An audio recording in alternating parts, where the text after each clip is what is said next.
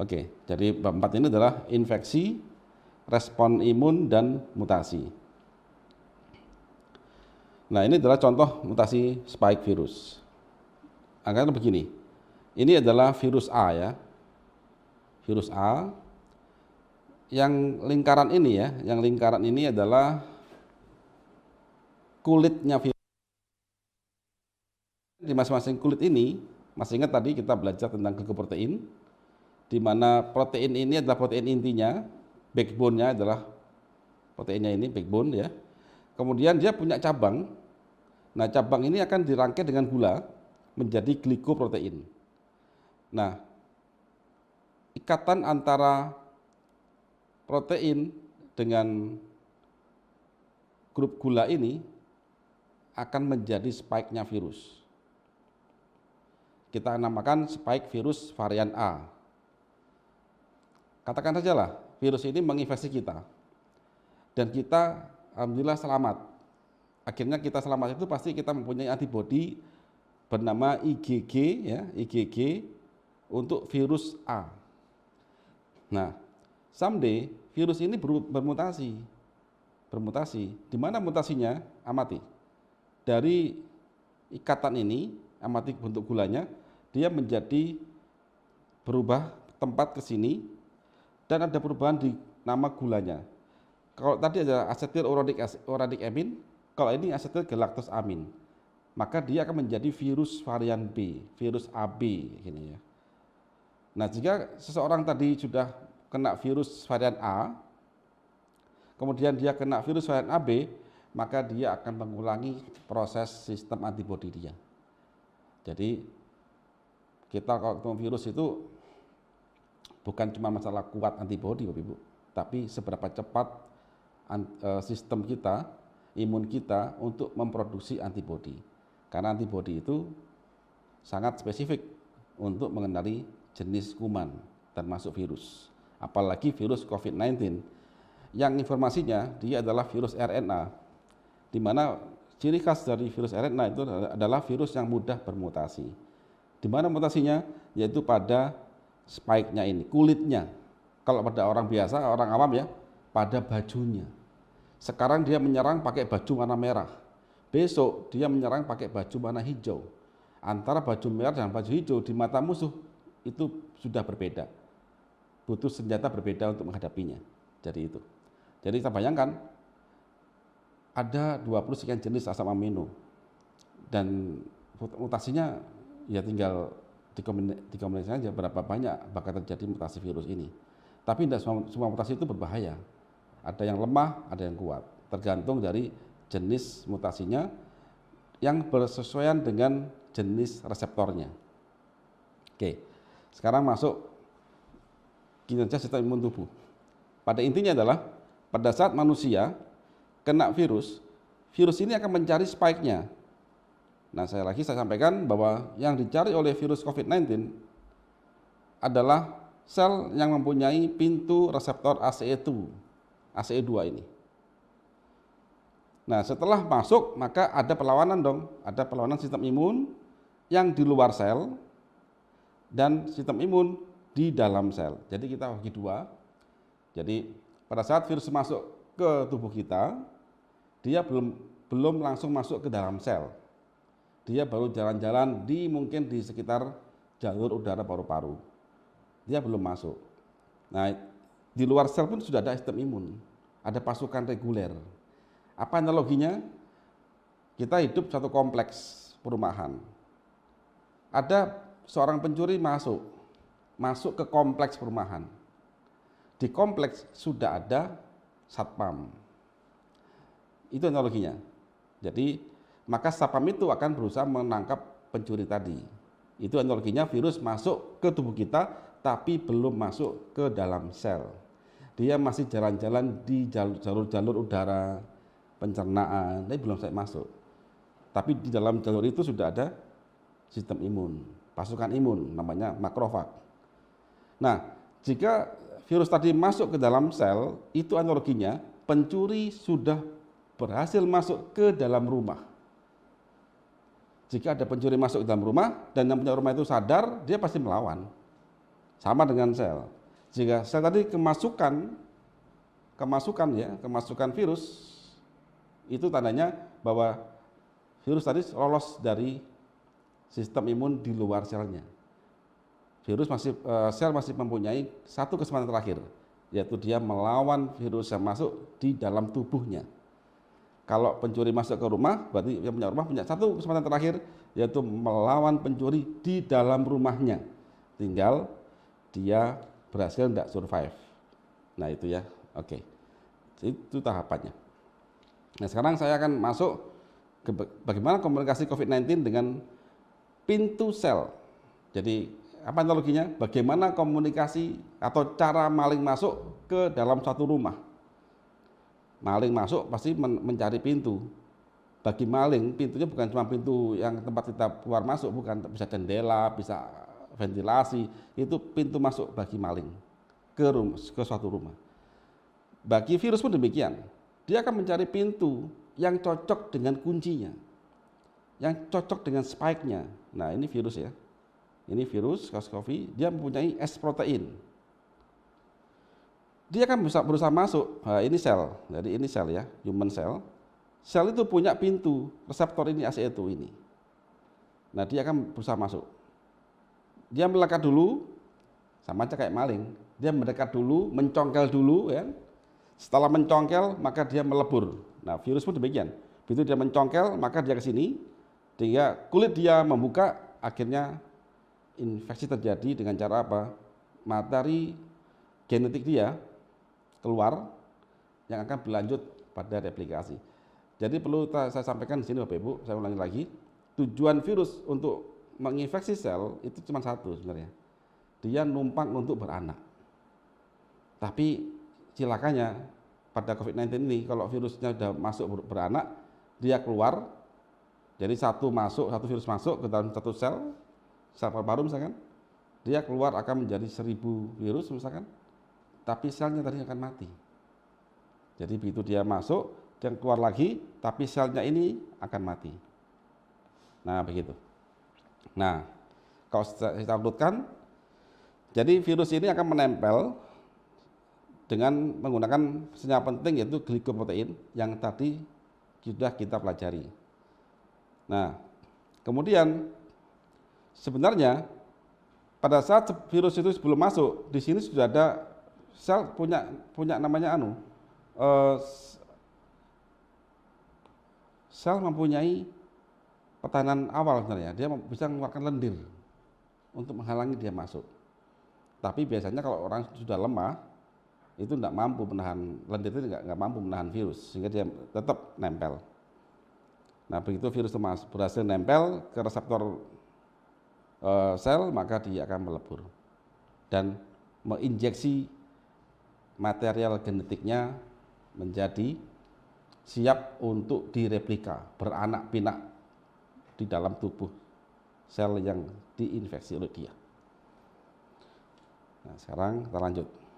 Saya lebih zoomkan lagi. Jadi akan kita zoomkan ininya, ya. Kita zoomkan pada slide kedua. Ini virus. Jadi dia ini, dan yang ini adalah reseptornya, reseptor ACE2. Nah ya ini ya. Jadi dia tuh nempel. Jadi ini kalau kita lihat itu nempel. Ini bentuknya nih kayak binding. Jadi binding site ya. Nah intinya dia jadi ini dan akhirnya dia masuk. Dia masuk. Jadi ini sangat kuat Bapak Ibu pelekatannya. Begitu nempel plek sudah. Berarti tinggal dia pasti masuk. Kayak maling begitu dia bisa mencongkel, yang punya rumah bisa ngapain lagi sudah. Dia tunggu di dalam rumah untuk gebukin maling. Kalau dia masih berani dan berani melawan dan kuat untuk melawan. Nah, kemudian kita masuk ke tahap replikasi. Nah, begitu virus tadi berhasil masuk ke sini ya, ke dalam sel, dia akan melakukan replikasi menggunakan mesin yang ada dalam sel. Jadi ini mesin. Sel itu mesin. Dia digunakan oleh virus untuk beranak pinak. Sedangkan virus itu makhluk hidup yang tidak punya organ, dia cuma punya pikiran saja. Dia untuk beranak pinak, dia menumpang organ lain. Ini kayak orang, kalau dalam industri ya, antara orang yang punya merek dengan pabrik yang bikinkan produk. Yang punya merek itu punya ide, dia dibantukan oleh pabrik untuk bikinkan suatu produk, namanya toll manufacturing atau maklun. Jadi virus ini memaklunkan dirinya ke dalam sel, karena sel punya mesin untuk bikin produk untuk dirinya. Intinya begini, satu virus masuk, akan lahir sekian banyak virus, terus selnya akan mati. Begitu. Nah, coba kita zoom, bagaimana tahapan dia untuk beranak pinak. Begitu dia masuk ya, ini virus ya, ini masuk. Nah, yang dikeluarkan oleh virus di dalam tubuh sel itu adalah apa? Adalah RNA.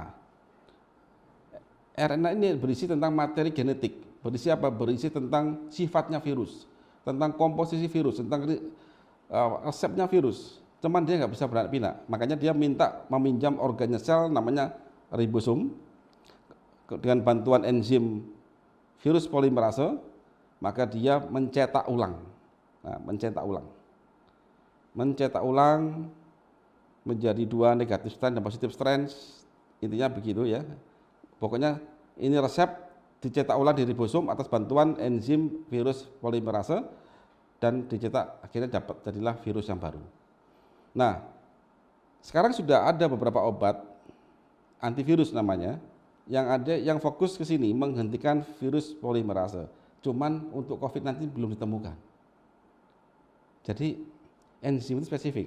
Kalau kita pakai sembarang antivirus, nggak ketemu, nggak bisa. Karena virus ini bermutasi. Contoh, saya tahu virus COVID tipe A. Saya cari riset ini, setahun kemudian saya dapat antivirusnya. Tapi pada setahun kemudian sudah terbaik, ini virus sudah berubah. Apakah antivirus saya masih efektif? Tidak, karena ini sangat spesifik. Ya, sangat spesifik. Jadi tidak berfungsi lagi. Makanya antivirus itu bisa dicari kalau virus itu sudah tidak mutasi. Jadi sudah melewati masa mutasi, akhirnya stuck, dia sudah nggak berubah lagi. Terakhir ini ya gitu. Nah, baru kita bisa bikin antivirus. Nah, sekarang adalah yang kita lakukan adalah bagaimana kita bisa bertahan sampai mutasi terakhir. Nah, obat yang saat ini yang banyak digunakan saat ini, contohnya untuk Ebola dan sebagainya, itu adalah penghentian RDRP ini. RDRP itu adalah suatu namanya RNA dependent RNA polymerase, yaitu yang menghambat enzim ini. Dihambat di sini sehingga virus masuk tidak bisa beranak. Tapi belum membunuh virus ya. Maling masuk ke dalam sel dikunci, tapi belum membunuh malingnya. Itu aja. Oke. Sekarang coba kita urutkan respon imun. Saya di sini bikin 4 tahapan. Stage 1, stage 2, stage 3, dan stage 4. Saya awali dari stage 1. Pada tahap ini adalah virus itu masuk ke tubuh tapi belum menginfeksi. Jadi maling sudah masuk ke kompleks perumahan tapi belum sampai masuk ke rumah. Ini poinnya. Jadi dia masih mencari pintu ACE2. Terus apa sinyal sel? Sel masih belum mengeluarkan sinyal. Jadi seperti apakah yang punya rumah itu tahu kalau ada maling lewat di pinggir jalan, di depan rumah dia belum tahu. Tapi mungkin satpam tahu ada satu yang gerak-gerik yang berbeda. Makanya satu di sini imun respon sudah ada yang tahu, satpam mulai tahu. Makanya di tubuh kita sudah ada di dalam luar sel itu, di luar sel itu ada namanya antibodi SIGA namanya. Jadi suatu antibodi, ya kita bersyukur Allah memberikan skema ini. Ini persis Bapak Ibu di kehidupan kita sehari-hari. Cuman kecil aja. Jadi kita bisa atur ini seperti kehidupan sehari-hari. SIGA ini adalah satu antibodi awal yang dikeluarkan bersama lendir. Jadi makanya Bapak Ibu kalau begini, kita tidur nih, terus pagi harinya kita agak flu. Kok ada lendir ya? Bersyukurlah berarti antibodi Anda jalan. Karena dia yang lendir itu berisi tentang antibodi dan dia berusaha mengeluarkan virus tadi itu atau kuman itu tadi. Itu ya. Jika tahap 1 ini gagal ya, artinya antibodi gagal, saking banyaknya virus yang masuk, terus kemudian apalagi virusnya canggih atau malinnya canggih sehingga dia bisa masuk ke rumah, maka masuk ke stage 2. Pada tahap stage 2 ini virus sudah berhasil masuk. Jadi virus sudah berhasil masuk. Maling sudah masuk ke rumah. Gitu kan? Tapi sapam tahu. Makanya di tubuh kita pun ada sapamnya, namanya makrofag. Dia tahu. Nah, sel yang kemasukan virus akan mengeluarkan sinyal. Sinyal dia namanya interferon, yang kedua sitokin. Interferon itu seperti gini, rumah saya kemalingan tuh ya. Kita ngasih tahu tetangga, aku kemalingan gitu loh. Itu interferon. Kasih tahu tetangga-tetangga kita supaya tetangga kita itu waspada. Itu interferon. Jadi sel ini akan ngasih tahu tetangganya untuk menutup dirinya. Dengan cara apa? Akan membuat lendir makin banyak. Begitu. Jadi kalau kita hari pertama agak flu dikit, hari kedua kok tambah akeh, tapi belum demam, nah itu berarti sudah ada satu virus yang masuk atau kuman masuk dalam sel kita, tapi belum masif. Makin banyak kita keluarin, bantu keluarin terus supaya dia makin sedikit. Terus bagaimana respon imunnya, sistem imun bagaimana? Ada 2, sistem imun yang di luar sel sama di dalam sel.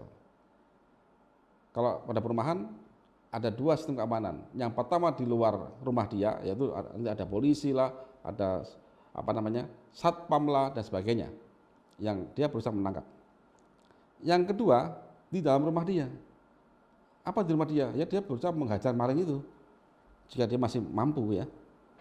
Nah, sel itu demikian juga di luar sel, nanti di dalam sel, dia melakukan inner cell autophagy. Dia berusaha membunuh virus tadi dengan mekanisme autofagi. Kemudian yang di luar sel bagaimana? Nah, ini di luar sel. Ini di luar sel, ada makrofag, dia akan memakan virusnya dan juga akan memakan virus yang sel yang terkena virus. Jadi itu hukumnya begitu di tubuh manusia itu. Begitu ada sel yang kena virus, dia ngasih tanda, maka makrofag berhak untuk membunuh sel tadi. Begitu. Kemudian lahirlah monosit. Monosit itu adalah sel darah putih dari dalam darah, dia keluar ke dalam sel paru yang terkena infeksi, dan kemudian dia akan memakan virus dan dia berubah jadi dendrit. Pada tahap stage 2 ini, sel yang mati itu tinggi, Bapak Ibu. Nah, jika pada tahap 2 ini sistem imun kita itu mampu mengatasinya, maka ya sembuh kita. Tapi saya yakin pada tahap 2 ini kita belum. Mayoritas masih keok di sini. Lanjut ke stage 3. Nah, pada stage 3 ini virus makin masif. Karena sudah beranak pinak dia. Dan kematiannya makin tinggi. Maka sel ini juga akan mengeluarkan sinyal, makin banyak interferon dan makin banyak sitokin, makin demam dan lain-lain. Kemudian autofagi jalan, makrofag, dendrit dan lain-lain ya. Dan dendrit sudah berhasil menuju ke sel adaptif, sel imun adaptif. Jadi di dalam tubuh kita itu ada suatu badan ya, keamanan bernama limfosit. Dia bertugas untuk membentuk antibodi. Kalau di negeri kita punya satu badan yang menyelidiki suatu kasus perkara. Bukan polisi reguler, bukan. Mungkin di polisian namanya reserse atau intel. Lebih tinggi lagi mungkin BIN. Dia mencari cara siapa yang berbuat keonaran itu, gitu kan? Yang begitu dia dapat suatu temuan, suatu konklusi dari suatu perkara, maka dikasihkan ke reguler untuk menangkap di sana. Nah, pada saat ini, pada tahap 3 ini, dendrit sudah menuju ke limfosit. Limfosit akan bikin IgM. Apa sih dendrit itu? Dendrit ini adalah, kok di kita itu adalah begini, pada saat kita ada suatu perkara, ada kejadian, maka dendrit seperti suatu polisi atau intel yang menangkap seseorang, diinterogasi, mencari data. Data itu diolah, dikasihkan ke mungkin bin atau reserse. Ciri-ciri. Nah, itu. Nah, limfosit itu seperti bin atau reserse atau intel. Dia mengeluarkan suatu teorema bahwa kemungkinan penyebabnya adalah ini itu. Kemungkinan pelakunya adalah ini itu. Itulah. Namanya di kita namanya IgM. Belum pasti, masih perkiraan. Nah, ini IgM-nya akan memandu sistem imun, pasukan imun, makrofag dan sebagainya untuk mencari pelaku seperti tanda dari IgM. Pada IgM ini belum tentu demam, sehingga berarti IgM ini masih belum tentu bisa menangkap pelakunya. Dia masih ngawur, gitu ya. Dia masih ngawur, sehingga manusia ini yang kena infeksi tahap 3 ini makin tinggi demamnya, makin sakit semua badannya. Nah, kemudian terakhir stage 4. Pada stage 4 ini, alhamdulillah, jika kita menemui stage 4 berarti Anda mau sembuh.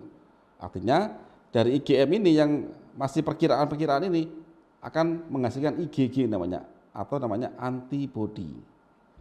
Dialah yang akan menangkap virus, dialah yang lebih tahu siapa dalang virus ini, sehingga dia mudah ditangkapnya. Nah, jadi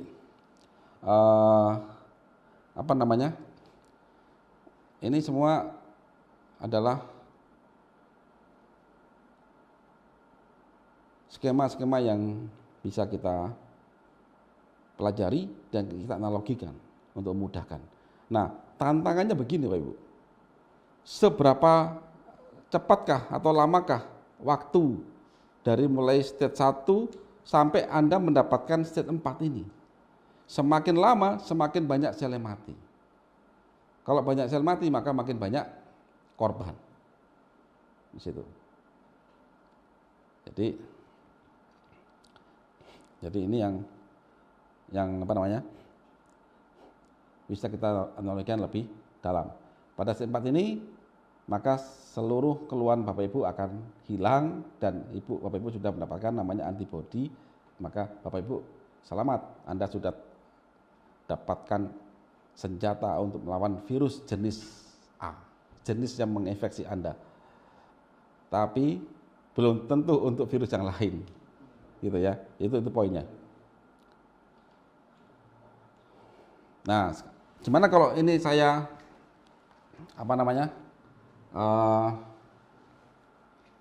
kalau saya analogikan di satu negara. Masih ingat dulu waktu setelah sekolah namanya ada Ipolek Sosbud Hankam, ekonomi, politik, sosial, budaya, keamanan. Jadi itu yang bisa kita analogikan di sini. Oke, saya bikin kasus di satu negara itu ada korupsi massal. Pada saat korupsi berlangsung, belum banyak yang tahu. Rakyat pada saat ini masih belum tahu juga, masih adem ayem saja. Ekonomi berjalan, ya kan? Semua santai-santai aja. Nah, suatu saat korupsi ini sudah menyentuh pada permasalahan yang masif, permasalahan di mana uang sulit, kemiskinan merajalela, maka ada stage 2. Jadi rakyat makin miskin, kemudian disparitas makin tinggi. Akhirnya rakyat ini mulai protes, mulai siaga, protes ya, dan demo. Gimana keamanan? Yang jelas yang turun pertama kali dalam setiap kali ada demo itu siapa? Ya polisi, Brimob dan sejenisnya untuk mengamankan demo tadi. Demo makin masif. Ingat kita pada waktu demonstrasi, kan banyak korban. Baik korban yang di jalan-jalan maupun pelaku demo.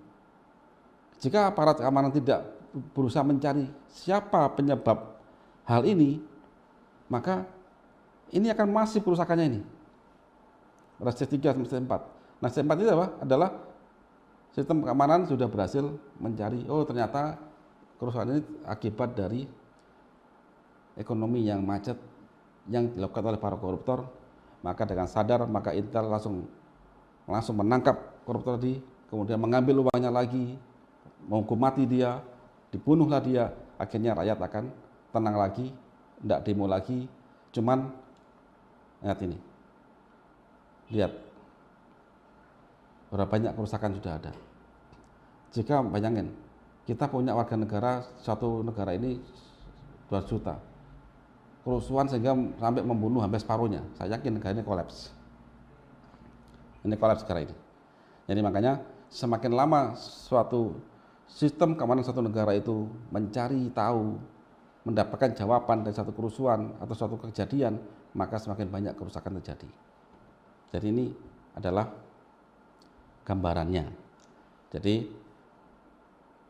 yang adaptif HANCAM ini di sel kita namanya limfosit. Limfosit. Kalau di negara adaptif itu ya kayak ini, FBI sama apa ini, CIA ya gini. Terus siapa yang regulernya? Ini polisi, ini reguler. FBI ini siapa? Inilah IGM ya. Kemudian siapa yang ke sini? Polisi yang menangkap, menyelidiki di sini, ini ada dendrit. Kan gampang. Kemudian ada di sini sudah mendapatkan antibodinya. Nah, ini antibodinya. Dia menangkap, mengasih tanda, ini loh yang membuat kerusuhan negara ini, maka polisi tangkap dia, ditangkap. Jadi ini analoginya. Jadi antibodi itu memberikan tanda suatu cara, satu marker bahwa ternyata dialah biang keroknya, dialah virusnya, dialah kumannya, dialah banditnya. Begitu ditandai maka ada yang fagosit, ada yang menangkap. Siapa menangkap? Pada saat kita makrofag, ya, basofil, neutrofil, sel NK, CD8, natural killer, atau limfosit killer ya, CD8, itu mereka. Kalau kita siapa? Ya polisi, tentara mungkin ya, kemudian aparat keamanan yang lain, yang reguler. Sedangkan yang ngasih tanda adalah mungkin hasil dari kerjaan intelijen. Itu analoginya di dalam sistem keamanan di suatu negara, persis dengan sistem keamanan di tubuh kita. Cuman beda bahasa saja. Sekarang mutasi COVID-19 akan terus berlangsung.